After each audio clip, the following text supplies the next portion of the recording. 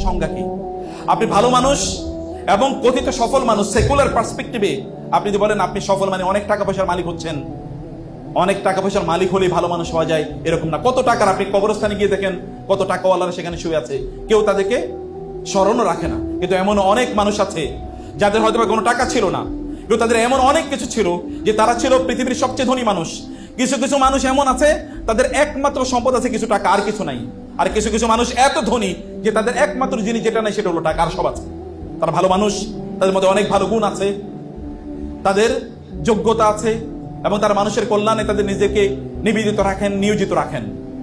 আপনাদেরকে সত্যি করতে ভালো মানুষ হওয়া দরকার। ভালো মানুষ হচ্ছে প্যারালেলি মুত্তাকি মানুষ। আপনি যদি তাকওয়াবান মানুষ হতে চান, তাহলে আপনাকে যে কাজটি করতে হবে, আপনাকে আল্লাহ তাআলা যেই সালাত আপনার জন্য ফরজ করে দিয়েছেন, এগুলো 5 ওয়াক্ত আপনাকে আদায় করতে হবে।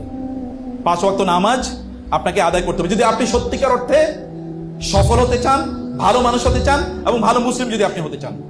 আপনি কখনোই কোনোদিনই কিয়ামত পর্যন্ত যদি আপনি বেঁচে থাকেন, আপনি নামাজ না পড়লে কোনোদিন ভালো মানুষ হতে পারবেন না।